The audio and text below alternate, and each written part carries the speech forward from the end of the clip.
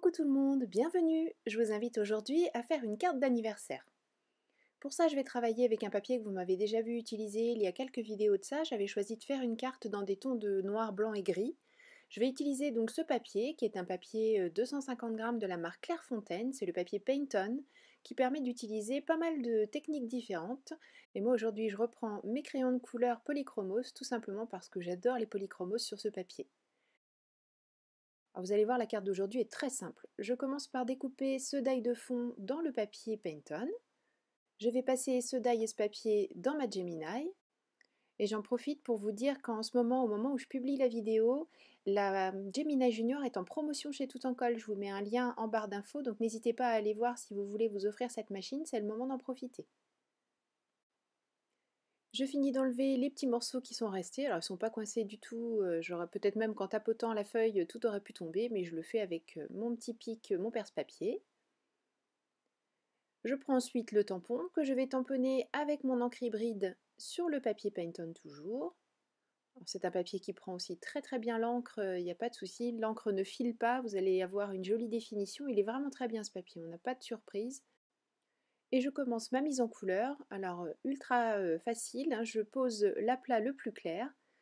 Alors juste le petit truc, comme je vous le dis souvent quand j'utilise les crayons de couleur, c'est d'avoir une pointe toujours très bien taillée. J'utilise mon petit taille-crayon Faber-Castell que j'adore, qui fait des pointes très très fines, et ça me permet d'aller vraiment dans le détail et puis d'avoir un joli aplat de couleur. Je pose la couleur la plus claire. Ensuite, avec un foncé, je viens faire ce que j'appelle les ombres, mais bon, même si ce ne sont pas vraiment des ombres, puisque je ne fais pas spécialement attention. Moi, comme je vous le dis à chaque fois, ce que je veux, c'est donner du volume à mon personnage. J'essaie quand même de respecter un minimum une quasi-provenance de lumière. Voilà, je ne sais pas si c'est très clair. Mais voilà, en tout cas, je fais en sorte que ça me plaise, que ça ait l'air pas trop moche. Je pose le plus foncé et ensuite avec le clair je reviens pour fondre juste la transition entre les deux. Et je continue comme ça avec toutes mes couleurs. J'utilise aussi pas mal le blanc pour rapporter de la lumière puisque le fond est quand même assez sombre puisqu'on travaille sur du gris. Et ce blanc va venir trancher et vraiment apporter, faire toute la différence sur la carte au final. J'ombre également le blanc et cette fois-ci avec du gris. Je vous ai pas mis toute la mise en couleur puisque de toute façon c'est exactement sur le même principe, donc ça n'a pas beaucoup d'intérêt. Maintenant que je vous ai dit ce que je faisais pour obtenir les différentes ombres et puis les différentes nuances, j'ai appliqué exactement la même technique sur toutes les couleurs que j'ai posées sur cette petite jeune fille.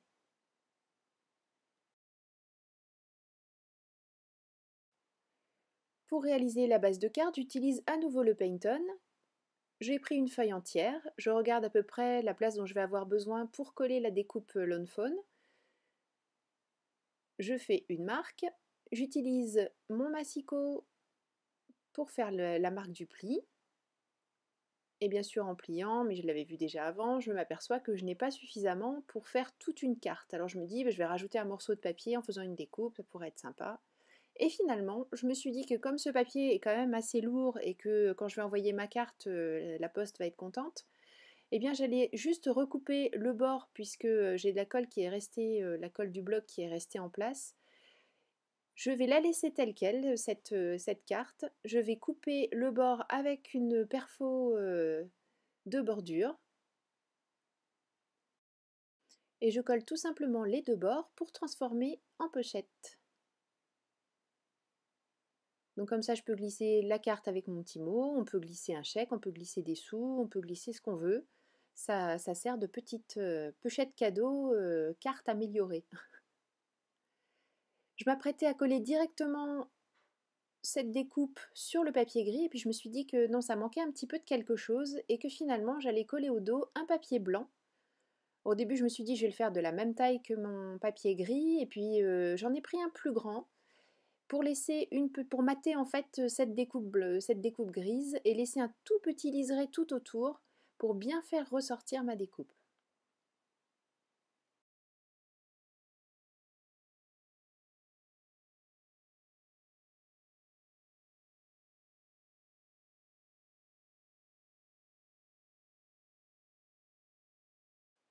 J'ai découpé une petite bande toujours le même papier gris. De cette planche Joyeux anniversaire de chez Crazy Little Craft, j'ai pris le mot Joyeux anniversaire. Je regarde à peu près la place qu'il va prendre et je laisse une petite marge à droite et à gauche. Je fais un repère crayon qui me permet de découper mon petit rectangle en bannière en ayant quelque chose d'adapté à ce que je vais tamponner. Mais avant de tamponner, je vais tracer à main levée un rectangle, non pas du tout un rectangle, le contour de ma bannière. Et je vais ensuite utiliser les mêmes couleurs que pour le manteau et les cadeaux pour faire un rappel couleur, toujours essayer d'en rajouter le moins possible et de rester dans des choses qui vont bien ensemble. Donc non, je ne tamponne pas tout de suite. Voilà, je fais d'abord une mise en couleur du fond. Donc j'ai choisi un des verts que j'ai utilisé plus haut et je choisis un des bleus utilisés également pour ombrer ce vert. Et c'est seulement une fois que j'ai fini cette mise en couleur que je prends mon encre Archival noir. Alors pourquoi cette encre? Eh bien tout simplement parce que comme j'ai utilisé les polychromos, c'est un petit peu glissant, on va dire, et une encre comme... alors l'hybride aurait peut-être bien fonctionné, je ne sais pas, mais je voulais mettre toutes les chances de mon côté en utilisant celle-ci, parce que je savais très bien que ça pourrait passer sur le polychromos et surtout sécher très rapidement. Je peux maintenant coller cette bannière Bon anniversaire. Pour ajuster mon collage, je me sers bien sûr de la découpe, faire en sorte que tout soit bien droit. Et la petite jeune fille, je vais la mettre un petit peu en épaisseur en la mettant sur de la mousse adhésive.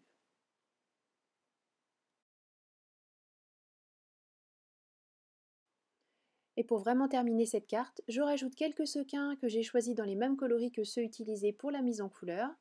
Et je les colle avec le Glossy Accent pour être sûr qu'ils restent bien en place parce que j'ai déjà utilisé ma colle à pointe fine. Donc quelquefois ça marche très bien, puis d'autres fois malheureusement il se décolle. Donc au moins avec le Glossy Accent, là je suis sûre que je n'aurai pas du tout de problème. Et cette carte est terminée. Merci beaucoup d'avoir suivi cette vidéo. Je vous donne rendez-vous la semaine prochaine pour une nouvelle vidéo création. Je vous souhaite un bon week-end, prenez bien soin de vous et surtout, créez et partagez. Gros bisous, bye bye.